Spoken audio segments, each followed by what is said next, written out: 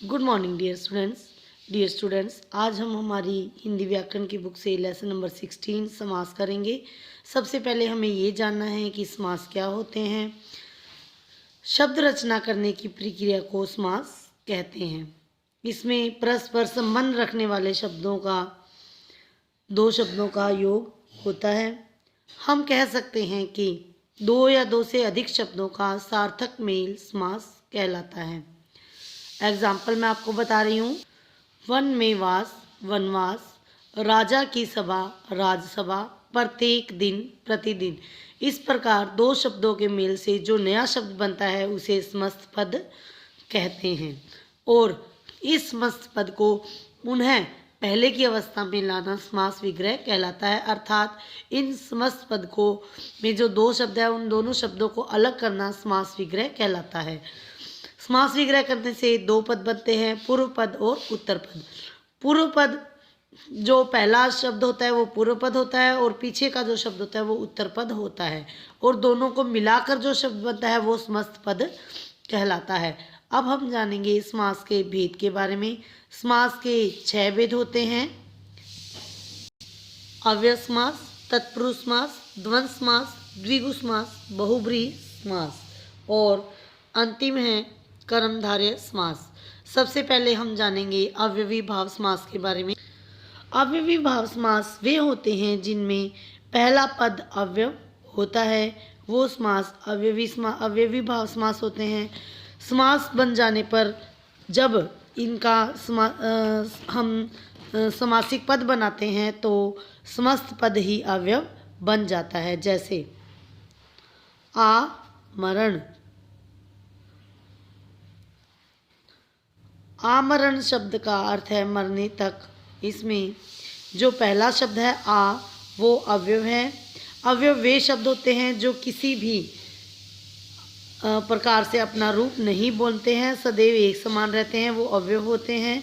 तो अव्यय जब मरण के साथ मिलता है तो आमरण शब्द बनता है। इस प्रकार से आमरण शब्द भी अव्यय बन जाता है, इसलिए इसे अव्ययी भाव समास कहते हैं। दूसरा हमारा जो समास है वो तत्पुरुष समास है। तत्पुरुष समास में दूसरा पद प्रधान होता है और विग्रह करते समय पहले पद के बाद विभक्ति लगती है।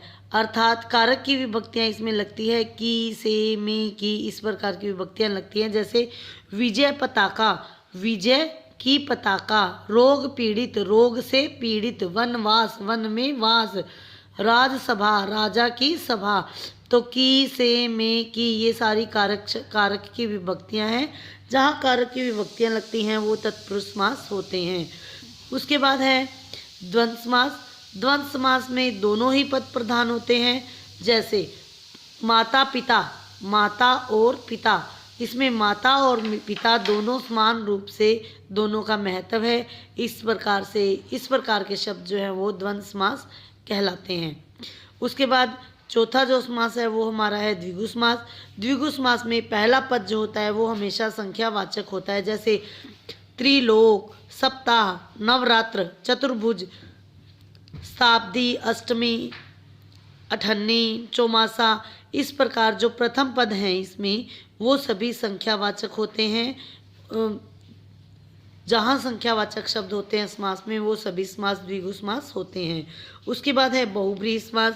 बहुब्रीहि समास वे होते हैं जिसमें दोनों ही पद प्रधान नहीं होते बल्कि पूरा पद मिलकर किसी अन्य प्रधान पद का बोध कराता है, यानी कि जो भावार्थ होता है वो इसका भिन्न होता है। जैसे पीताम्बर, पीताम्बर का मतलब है पीला है, अंबर जिनका, अर्थात जिसके पीले वस्त्र हैं। तो पीले वस्त्र विष्णु के होते हैं तो और पीताम्बर का मतलब है विष्णु।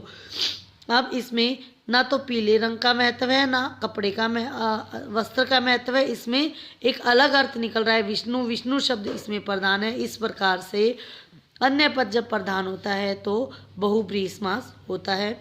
उसके बाद है कर्मधारय समास।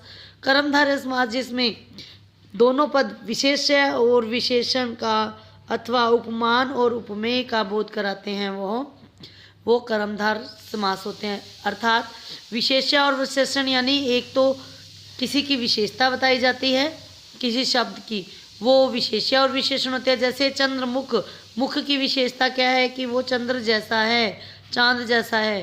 तो इसमें मुख की विशेषता बताई जा रही है कि वो चांद जैसा सुंदर है, अर्थात यहाँ पर विशेष्य और विशेषण है। तो यहाँ पर कर्मधारय समास है। इसके अलावा कमल के समान नयन, तो इसमें तुलना की जा रही है आंखों की कमल के साथ, कि आंखें जो हैं वो कमल के समान हैं, अर्थात यहाँ उपमान और उपमेय का भाव उत्पन्न हो रहा है। तो यहाँ कर्मधारय समास है। ऐसे ही महान देव, देवता की विशेषता क्या है कि वो महान है। नीला कमल, कमल की विशेषता है कि वो नीला है। इस प्रकार यहाँ विशेष्य और विशेषण के भाव उत्पन्न हो रहे हैं। तो यहाँ कर्मधारय समास है। धन्यवाद।